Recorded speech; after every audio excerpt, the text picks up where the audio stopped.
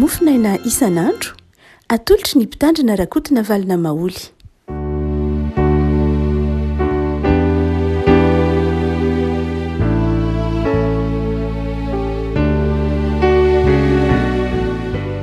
Fanoaravantsika ry havako malalatra ty alatsinainy fa 3 ny volana martsa ity.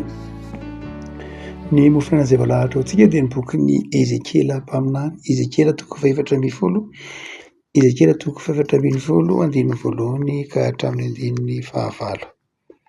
Ezekela 4:20 andininy voalohany ka hatramin'ny 9 anaran'i Jesosy. Dia nisy lolon'ny Israely tonga tao amiko ka nipetraka teo anoloko. Ary tonga tamiko ny tenin'i Jehovah na hoe ry zanak'olona, ireto olona ireto efa nampiorina ny sampony tao am-pony, ary ny fahatafitoinana manamelika azy dia apetrany eo anoloana. Moa ety anontaniany reto fa koa mitenena aminy hoe izao ny lazain'i Jehovah tompony amin'ny olona rehetra amin'ny Israely izay mampiorina ny sampony eo am-pony ary mametraka fahatafitoinana mahamelika azy eo anoloany ary manatona ny mpaminany. Izao Jehovah anao mahalazy araka ny apetsaky ny sampony mba hisamborako ny taranak'Israely amin'ny fony satria dia niemotry ny latampoka izy rehetra noho ny sampony. Koa ataovy amin'ny taranak'Israely hoe izao ny lazain'i Jehovah tompo, mibeba dia miambo fo ny samponareo sy ny fahavetavetanareo rehetra.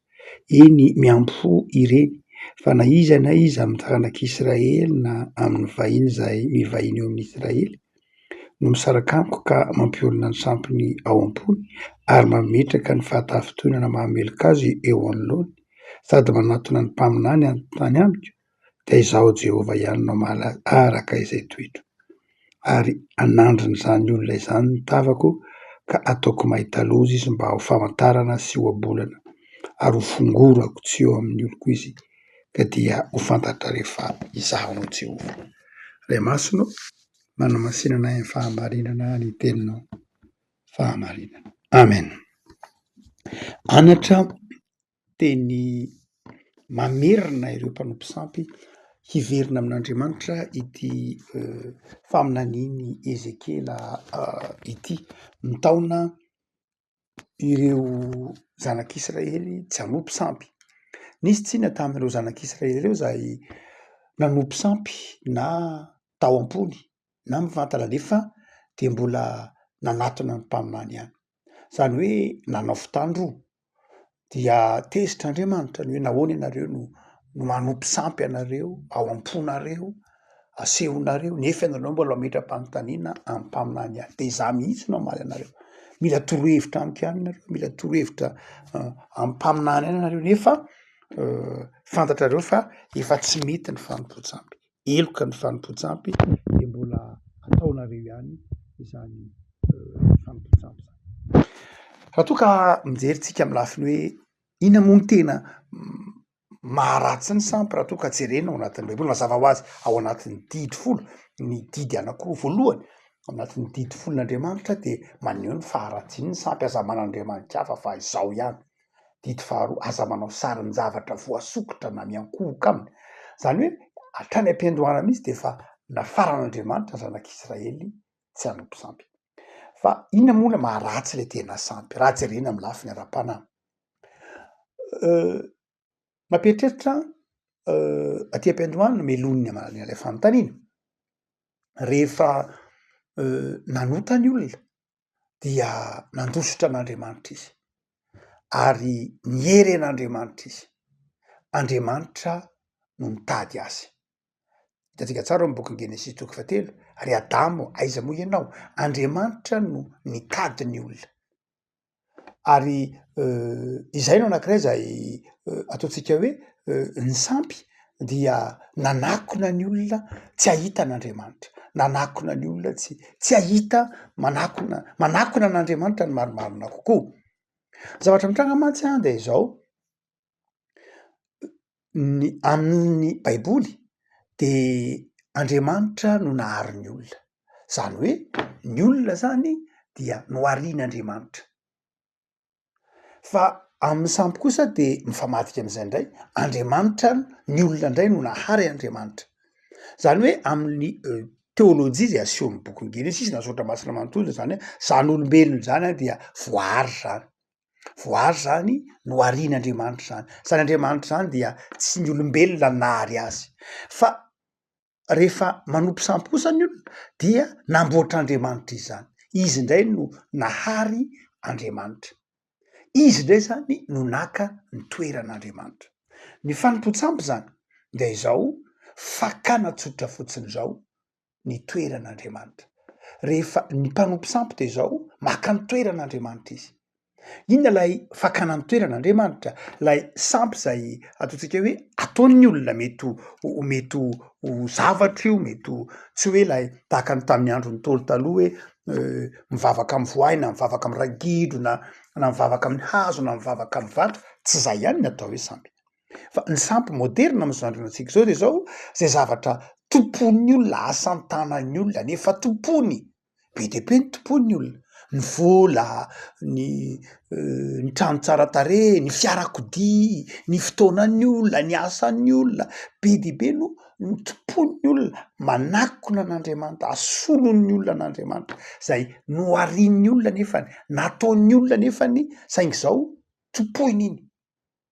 Zany hoe lasa tsy hoe manakona an'Andriamanitra ihany fa maka ny toeran'Andriamanitra mihitsy. Ary dia hotsika manao hoe lay sampy am'izay fotoan'izay io dia manjary tsy hoe mampisaraka ny olona amin'Andriamanitra ihany fa lay sampy amin'ny fotoana io de manjary manatanteraka izay maka ny toeran'Andriamanitra ka tsy lay sampy ihany maka ny toeran'Andriamanitra fa ny olona koa no naka ny toeran'Andriamanitra na namboatra an'lay sampy. Nahoana ary? Ny sampy amahasampy azy dia tsy hoe zavatra ny sampy asan'ny olona nanao azy, misy zavatra banga ho amin'ny olona, misy zavatra tadiavin'ny olona. Ary izay fahabangana ao anatin'ny olona izay dia fenony amin'ilay sampy. Ohatra hoe mahatsiaro tsy manam-bola izy dia manangana sampy zay afaka manome vola. Mahatsiaro tsy salama izy dia mitady sampy zay manome azy fahasalamana. Mety ho mahatsiaro voafitaka amin'ny fitiavana izy de mitady sampy afaka manome fitiavana sy vahaolana amin'ny fitiavana. Na koa mety mitady fahefana sy voninahitra izy de manangana sampy na mitady sampy afaka manome azy ilay voninahitra na lay toerana. Arak'izany dikan'izany lay sampy de am'izay fotoan'izay no arian'ny olona mba hameno lay banga. Zany hoe izy olombelona zany no manamboatra Andriamanitra mba hameno ny banga eo aminy. Ahoana mahatonga hoe maka ny toeran'Andriamanitra? Andriamanitra nefa raha amin'ny Baiboly dia ny Andriamanitra ny Baiboly dia Andriamanitra mandahatra ny fiainantsika. Ny Andriamanitra ny Baiboly dia Andriamanitra mahafantatra ny mety sy tsy mety amintsika. Ny Andriamanitra ny Baiboly dia Andriamanitra manafatra antsika manao hoe katsao aloha ny fanjakan'Andriamanitra, hanampy anao zay andretra zany. Ny Andriamanitra ny Baiboly dia Andriamanitra nanafatra antsika manao hoe aza manany am'izay hoaninao ianao, ny aza manany am'izay hosotroinao ianao. Ny Andriamanitra ny Baiboly dia manafatra antsika fa azy ny tany sy zay rehetra eo aminy. Fa rehefa manamboatra sampy kosa isika de miala amin'ilay fanekena ho alamin'Andriamanitra. Isika indray zany ny mpanompo sampy de zao isika indray ny mamaritra hoe ty ny zavatra mety amiko, ty ny zavatra ilaiko, ry toerany ry ny mety amiko, ry fahefany ry ny ilaiko, ry zavatra ry no ilaiko, dia am'izay fotoan'izay lasa manangana sampy mba azahoako reny zavatra zay heveriko ilainy reny. Tsy miandry ny fitantaran'Andriamanitra zany, tsy miandry ny fahasoavan'Andriamanitra zany, tsy matoky ny famondram-pon'Andriamanitra zany fa izao mitady Andriamanitra na mamboatra Andriamanitra mba hamaly ilay etaetako na ilay zavatra banga ao amiko. Am'izay fotoan'izay lay sampy dia fitaovako. Ny sampy zany de zao fitaovana mba fitaovana akan'ny olona zay mety hitadiavan'ny olona na iandrasan'ny olona zay zavatra mety ho ilainy. Zay izay zavatra zay nefa Andriamanitra ihany manao azy. Andriamanitra ihany no anatin'ny Baiboly no manome anao zay sahaza anao. Andriamanitra ihany no manositra anao. Andriamanitra ny mahafantatra ny sahaza. Fa rehefa manompo sampy tsika de zao na rehefa manompo sampy olona de zao miala am'izay fahatokinan'Andriamanitra zay izy satria tsy andriny ny fitantanan'Andriamanitra, tsy andriny ilay fahatokiana hoe Andriamanitra ve dia hanome fahefana, Andriamanitra ve dia hanome voninahitra, Andriamanitra ve dia hanome vola, Andriamanitra ve dia hanome vady, Andriamanitra ve dia hanome fahasavan-tsaina, Andriamanitra ve dia hanome an'zao zany dia handeha hanamboatra sampy mba ahatratarako ireo tanjona ireo. Am'izay fotoan'izay tsy le sampy ny maka ny toeran'andriamanitra ihany fa isika olombelona mihitsy no maka ny toeran'andriamanitra satria lasa pahary isika fa tsy noariana ny sampy zany de mampitsombadika ny toeran'andriamanitra ho lasa ho lasa ho eo ambany fifehezan'ny olona atria mahatongany hoe dradraingy mety misy kristianina mieritreritra n'andriamanitra tahaka ny sampy keo rovina isika no mieritreritra n'andriamanitra tahaka ny sampy mieritreritra n'andriamanitra na mametraka n'andriamanitra tahaka ny sampy isika rehefa tsy ny finoana no mampifamatotra atsika amin'andriamanitra fa ny materiela zay nge mahadiso hoe ilay antsoina hoe théologie de la prospérité hoe andriamanitra indray no ampanimpona ny olona hoe andriamanitra indray no toy ny fitaovana hoe misy zavatra tsapatsika ho banga ao anatytsika ka fenotika amin'ny alalan'ny fanimpona n'andriamanitra hoe toy ny sampy hoe za andriamanitra tsy manam-bola ka ny antony ivavahako de vola za andriamanitra mitady zavatra ohatry zao ka ny antony ivavahako de zao tsy zay zany andriamanitra tsy sampy andriamanitra tsy fitaovana andriamanitra tsy irakirakytsika tahaka ny sampy no irakiraka mazava ho azy matoa ny olona ny sampy no atao hoe ity de fanafody fity ity de ody avandra ity de ody valala ity de ody basy ity de ody ozina ity de ody tandroka ity de ody totondry sy ny sisa rehetra zany hoe zay zavatra ilaina zany dia misy karazana ody be de be io le sampy naomeny lay sampy andriamanitra tsy zany andriamanitra tsy piasa atsika na mpanompotsika ka irakirahatsika nao an'izao sy nyzao lasa ny sampy de mampifamadika mihitsy nitoeratsika zy andriamanitra ka manjary itsika ndray ny maniraka an'andriamanitra io zany tsy voatery hoe fanompo-tsampy hoe vola sotry iny eo fa mitranga koa de zao mety hoe tena isika mihitsy no kristianina nefa amin'ny fiainam-panahintsika ao am-potsika ao sampy zay mahatonga ny boky ny Ezekely amin'ny teny mazava manao hoe ndradrainge ozy izy ny sampinareo ao am-ponareo andininy fahatelo ireto olona reto efa nampiorina ny sampy ny ao am-pony ndradraintsika diso fijeren'andriamanitra ndradrainge andriamanitra tsy eketsika ho tompo fa ataotsika mpanompo ndradrainge andriamanitra tsy eketsika ho pahary fa nandray terentsika anao zay sitrapotsika andriamanitra de lasa toy ny maniraka n'andriamanitra lasa toetsainy ny mpanompo sampy ary tsika malagasy moa zany satria elabe ny nanompotsika sampy anjato taona ny maro no nanompotsika sampy andra ka ny fivavahana rehefa mijery an'andriamanitra tsika de sanatria toy ny mijery an'Andriambodolova ve sa ny mijery andrafataka ve hoe andriamanitra mpamaly mpamaha olana ka rehefa tsy mahavany olako andriamanitra de tsy izy zay na iza mitady andriamanitra mpamaha olana satria zay ny sampy zay nge mahatonga an'ireo olona mora miverina aminy hoe zao nge raha misy nge andriamanitra nahoana no mbola misy ny aretina raha misy andriamanitra nahoana no mbola misy ny sary nahoana misy tondratrano nahoana mbola misy mpangalatra fa ngamo andriamanitra mahay an'izany rehetra any andriamanitra mahana fahefan'izany rehetra any fa ny antom-pisian'andriamanitra voalohany eo amin'ny fiainantsika nge tsy ho mpiasatsika sanatria tsy ho mpanompotsika sanatria fa nanome atsika fahazavan-tsaina koa andriamanitra handray andraikitra fa tsy ahilikitsika amin'andriamanitra sanatria ny vava hain'andriamanitra zany rehefa tianao zavatra izy fa andriamanitra koa mitaizatsika eritreritra ametraka n'andriamanitra amin'ny toerana tokony isy azy ary itsika kosa mipetraka amin'ny toerana tokony isy atsika afaka hotsika manao hoe inona ny voalohany maharatsy ny sampy de izao mampifamadika ny toeran'andriamanitra sy ny olona otika zany am-boalohany teo manao hoe ny any amin'ny boky Genesisy de isika no tadiavin'andriamanitra andriamanitra no nitady atsika satria tako ny fahotana tsy fantatsika intsony andriamanitra mahagaga fa aty amin'ny apokalipsy toko faharoa amby roapolo ny toko fagnana amin'ny apokalipsy izay mazava ny toko faharoa amby roapolo andininy faharoapolo eny afainganao avidy Jesosy tompona avy Jesosy tompo maranatha zany hoe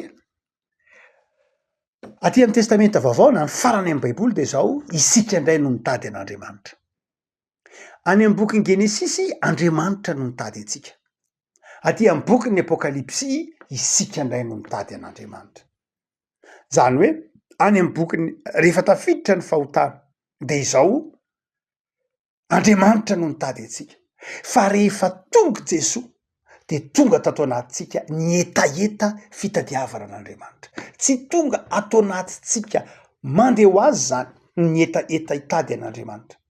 Any amin'ny boky Genesisy nandositra an'Andriamanitra tsika satria nanota, fa rehefa maty teo amin'ny hazo fijaliany Jesosy, rehefa nitsangana tamin'ny maty Jesosy de lasa tonga ty anatintsika ny fitadiavana an'Andriamanitra.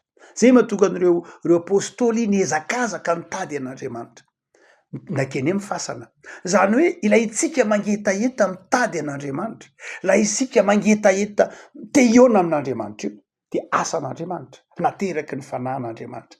Io etaeta izay mitady an'Andriamanitra io nefany no potehiny antsoina hoe sampy. Potehiny sampy io etaetatsika te hitady an'Andriamanitra io ka alain'ny sampy io toerana io. Ny tsy tokony adinotsika fa ny sampy rehefa mijery ny sampy itsika, ny sampy nge manao zay mahafinaritra ny olona, ny sampy nge tsy hoe mampianatra ny olona ny zavatra tsara, ny sampy nge tsy manana moraly, ny sampy nge mandrava ny moraly, tsy misy sampy mampianatra hoe kely malaza na raha fataka na imanjaka tsoroa na ataovy hoe tsy maninona koa reo karazana zany nge tsy misy lalàna mampianatra atsika mazava. Marina fa misy ihany ny etika hoe manaja aina, miteny manao hoe an-tain'omby mivadika tsy misy tain'omby tsy misy maka, marina fa nisy ihany zany fa tsy de ny sampy loatra ny nanome an'zany etika zany tao anatin'ny fiarahamonina malagasy, tsy ny fanompody sampy mihitsy okazava fa ny civilisation lay toetra zay ny fanabeazana. Fa ny sampy tsy misy mihitsy hoe aza mitsangajanga rehefa manompo ny douanerie na aza mangalatra rehefa manao an'ity, tsisy an'zany.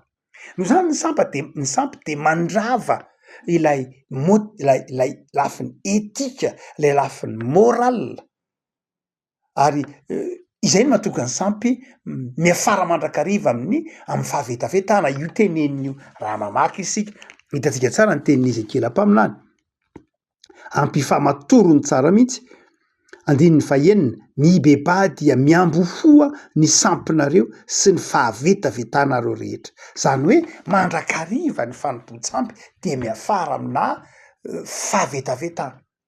Fahavetavetana zany hoe fanaovana tsinitsinina ny moral, fanaovana tsinitsinina ny etika, fanaovana tsinitsinina ny fitondratena, miafara mandrakariva amina fiainana tsisy fifehezana. Ny sampy mamany fatorana, raha zay ny azoko ilazana azy, mamany sata mahaolona, mandrava ny sata mahaolona. Ary dia zay mahatonga ny tompo eto tamin'ny andron'ny Ezekela mpaminany mo tany Palestina de nisy antsoina hoe fitsangatsangana masina.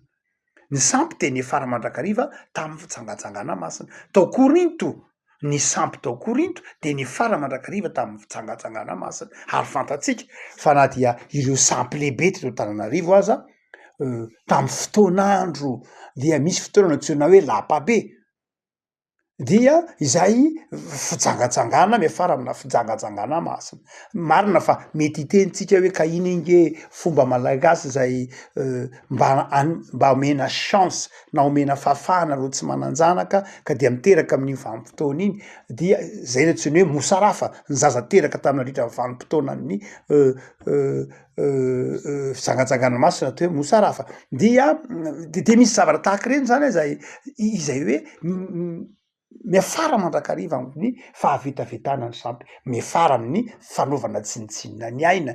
Alaivo sara an-tsaina hoe rehefa manompo sampy ny olona de tetehiny io tenany io, didiny io tetehiny io, asiana ody zay ny antsoina hoe tetika. Zany hoe fanimbana mihitsy lay maha olona, lay fahatsaratarehiny lay olona. Ny sampy rehefa tena tompona de manjary miteraka izay ataontsika hoe fahavetavetana. Fahavetavetana tsy voatery amin'ny lafiny fifandraisan'ny olona sy ny olombelona lahy sy vavy ihany, tsy zay loatra, fa lay hoe fanaovana zavatra mifanohitra amin'ny moral, amin'ny toetra tokony ho izy. Neavako zava-dehibe ary ity andinitsohatra masina natao man'ny Ezekela antsika ty manao hoe zao no izy ozy Ezekela, mialanareo amin'ny sampy. Fa ny sampy de zao manjary manakona an'Andriamanitra, manjary mitonanao atoky, mitenanao ka mieritreretanao fa ny tenanao ny vahaolana. Ny sampy de manjary manefy olona eritreritra ny tena no feno ka tsy mila an'Andriamanitra. Eritreretiny fa intenany de mahavaolana, tsy mila vahaolana fa amin'Andriamanitra. Ny olona nefa mahaolona azy de natao hiankina amin'Andriamanitra. Araka ny tenin'ny Blaise Pascal hoe ny olona nge c'est un animal social natao hiankina amin'ny olona, animal koa zay natao hivavaka spirituel. Noho zany dia ny olombelona de am'izay noharian'Andriamanitra azy de natao hiankina amin'Andriamanitra. Saingy ny sampy de manaisotra izay fiankinana amin'Andriamanitra zay ka mahatonga ny olona miankina amin'ny tenany. Ary ny sampy de ny addiction ohatra am'zao tsika miresaka zao nge misy ny antsoina hoe addiction e. Ny addiction nge de sampy tokony hazava tsara fa ny addiction de ao anatin'ny idôlatria. Ny addiction dia tsy hoe le sampy zany tsy hoe le hoe ny olona mivavaka amin'iny ihany fa amin'ireo ataontsika hoe psychiatre de ny addiction na ny fiankinan-doha de lasa sampy izy. Ohatra hoe mianki-doha amy zava-mahadomelina, mianki-doha amy luxe, hoe tsy maintsy automobile gros cylindré reny, tsy maintsy automobile tsy azoko ny haiko raha tsy misy an'zao, misy addiction am'izay fotoan'zay dia efa mipetraka ho toy ny sampy lay zavatra hiankinanao iny. Dia ny sampy ary dia mametraka zay ataontsika hoe fiankinan-doha zay, mametraka zay fifikirana am'le zavatra zay hiankinany zay. Ratsy ny sampy satria manafoana ilay toe-po hiankina amin'Andriamanitra. Ratsy ny sampy fa manjary mampanara-po ny olona. Ratsy ny sampy satria mandrava lay toetran'Andriamanitra, lay toetran'Andriamanitra ao anatintsika. Ratsy ny sampy satria maka ny toeran'Andriamanitra. Ary indrindrindrindra rehefa manompo sampy ny olona dia very ilay mahaolona ny olona mihitsy le toetra voajanahary, le toetra tsara nataon'Andriamanitra tao anatin'ny olona. Inona le toetra tsara nataon'Andriamanitra ao anatin'ny olona? Reto zavatra roa natelo reto. Ny voalohany de izao lay ataontsika hoe fitiavana. Tsy misy olona mihitsy manompo sampy ka tia tahaka ny fitiavana n'iny zavatra topoiny iny objet iny, tsy zay ka. Mety manao sorona akoho izy na manao sorona omby izy na manao sorona zavatra tahaka zany izy fa tsy hita mihitsy le hoe amory lay fitiavana ilay zavatra tompony. Tsy mipetraka zay. Zany hoe ny fifandraisan'ny olona am'lay sampiny de tena lafiny materiel fotsiny. Tsy misy tena takaly tsotra fotsiny zao fotsiny. Tsy misy lay fitiavana. Tsy misy fitiavana. Noho zany de ny sampy mandrava izay le toetran'Andriamanitra izay, le toetra tsara nataon'Andriamanitra ao anatin'ny olona ny fitiavana. Ny sampy tsy mampivelatra ny fitiavana. Andriamanitra ny fitiavana. Ao am-baiboly dia misy toetran'Andriamanitra roa lehibe zay tena zay ihany ara ny iorenan'izy rehetra de Andriamanitra de fitiavana, Andriamanitra de fahazavana. Ireo rehetra ireo de ravan'ny sampy. Ravan'ny sampy reo toetra anankiroa reo, ilay Andriamanitra fitiavana, lay fitiavana napetraky ny olona, napetrak'Andriamanitra ao anatin'ny olona de ravan'ny sampy. Manjary olona tsy manam-pitiavana. Ary anankiray am'izay hiavahan'ny mpanompo sampy de zao amin'ny kristianina de olona manam-pitiavana, mandefitra. Fa ny mpanompo sampy de zao mandrakariva, masika, tsy mandefitra, saro-po, mora sositra, mpamalifaty. Zany ny toetran'ny mpanompo sampy. Zany ny toetran'ny mpanompo sampy. Jereo tsara ny nivon'ny fiarahamonina fa zany ny toetran'ny mpanompo sampy. Ny kristianina nampianarina ho tiana dia ny fahavalo ara, nampianarina ho tia na de zay mankahala ara, nampianarina ho tia handefitra amin'ny zavatra rehetra, mino ny zavatra rehetra, manantena ny zavatra rehetra, maharitra ny zavatra rehetra. Zany toetran'ny kristianina fa tsy toetran'ny mpanompo sampy mihitsy. Ny mpanompo sampy tsy manam-paharetana. Zay ny antony ilany sampy. Tsy manam-paharetana izy, tsy manam-pitiavana izy. Fa tsy zay ihany ny ravan'ny sampy, zay toetra hoe ny fitiavana zay ihany, fa ravan'ny sampy koa le toetra tsara ao anatin'ny olona, ilay ataontsika hoe fahaizana makafy na fahaizana mitera fahatsaran'Andriamanitra. Rehefa sampy tsy mitona antsika mihitsy ho tia azy, ny sampy tsisy miraharaha hoe tsisy mamboraka hoe za tia anao re kely malaza na sanatriana ry raha mahavalona ry raha fatakana ry rabeaza, tsy zay. Ny sampy tsy zay, tsy fitiavana. tsisy miresaka fitiavana fa ny sampy koa tsy mahatonga anao mitola gaga amin'ny asa lay teneniny reo teneniny lay tenenin'lay jésuite anankiray malaza hoe contemplatio Saint Ignace de Loyola ao anatin'ilay antsoina hoe exercice spirituel ao anatin'izay zay maha jésuite ny jésuite ary mbola n'olo vanindreo ataontsika koa hoe monastère isan-karazany raha makao amin'ny na de atao hoe reo masera protestanta ohatra mankaty mamy reny anao de anankiray zava-dehibe no antsoina hoe contemplatio ary io io koa de toetra ny kristianina lay mahatsapa ny fahatsaran'Andriamanitra eo amin'ny zavaboary hoe endre zany fahatsarany taberina kelinao na hoe endre ny hatsaran'ny asa tananao Andriamanitra endre ny hatsaran'ny voninahitrao mahatonga lay toe-po mahatonga manana contemplatio de mahatonga meditatio zany hoe mahatonga fiainam-bavaka ny sampy tsy zany olona mpanompo sampy tsy manana lay antsoina hoe contemplatio mihitsy tsy eo ny sampy tsy mitonanao higagana hijery ny fahatsarany ny zavaboary zay mahatonga tsy mahatsiaro tsy mitondra tsika anana lay meditatio lay vavaka lay fifikirana amin'Andriamanitra satria ny sampy de tompona amin'ny alalan'ny tahotra so moa mampalahelo fa ndraindray lasa ohatry ny tafahoatra ny kristianina ka lasa ndraindray manao contemplatio fa tsy tena matahotra loatra de manjary tsy manaja ny zavaboarin'Andriamanitra fa to lasa mpanompo sampy indray ny manaja hoe ity misy doany de tokony tsy dorana ity misy doany lasa oaran'ny sampy indray nefa ny azy mitahotra ny mahatonga azy manao an'izany itsika tokony lay contemplatio ny mahatonga atsika ho aiza ny hatsaran'ny zavaboary ho aiza ny hatsaran'ny reribiby ho aiza ny hatsaran'ny lolo zany hatsaran'ny gidro zany hatsaran'ny tendrombohitra dia izay contemplatio zay ny mahatonga atsika tokony hitandrina ny zavaboarin'Andriamanitra lay hotsika manao hoe ny sampy de mandrava an'izay toe-po zay manamaivana an'izay toe-po midera mahatsiaro ny fahatsaran'Andriamanitra mahatsiaro ny fahatsaran'olombelona manao zava-dehibe ny fahatsaran'ny zavaboary sy ny asan'Andriamanitra fa ny toetra fahatelo zay hotsika hoe miravany lay ny sampy ny mpanompo sampy de mandrava lay toe-po maha-olombelona ny fitiavana ny toe-po zay maha-olombelona ny contemplatio lay fankalazana an'Andriamanitra fa ny fahatelo zay ravan'ny sampy ka tsy hitanao amin'ny sampy dia ilay antsoina hoe fahafahana zava-dehibe lay fahafahana fa ny sampy dia miteraka dépendance miteraka fiankinana ary miteraka atasy na fifatorana amin'ny zavatra ary be dehibe ny olona rehefa mitana zavatra ohatra ka tsy any amin'le zavatra de lasa matahotra izy lasa mitebiteby izy hoay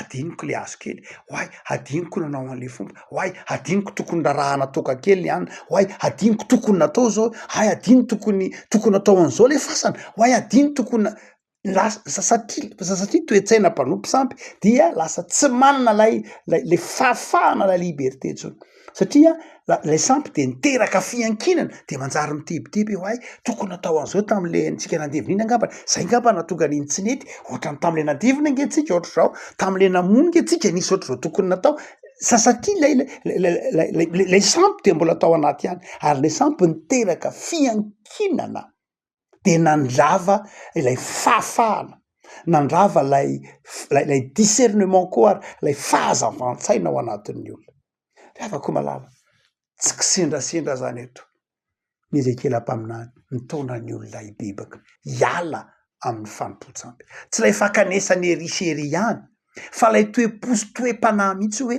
za miankina amin'Andriamanitra za mifiainako eo ampelantanan'Andriamanitra za zany Jesoa zany nandresy ny fahafatesany zany zany Jesoa zany tsy misy mahasakana an'izany rehefa miasa zany Jesoa zany azo kitrokina amin'ny fotoana rehetra zany Jesoa zany tsy atory voanjo adina amin'izay mahasoa amin'izay mahasambatra vaovao ary ny herinandro avako malala de zao mitaonanao ny boky ny Ezekela mpaminany eto manao hoe manana toe-po miankina amin'Andriamanitra ny hoe manompo sampy tsy voatery makary masina maky tsy izay ihany fa ny hoe mieritreritra ny tenana ho feno ka tsy mila an'Andriamanitra ny fiankinan-doha amin'ny herin'ny tena sy ny fahaizana mampahalalana fotsiny fa tsy miankina amin'Andriamanitra hoe Andriamanitra mpahary azoko iankinana Tsika manao hoe amin'izao herinandro vaovao zao de ianao anie omeny tompo fahazavan-tsaina ka hiankina aminy.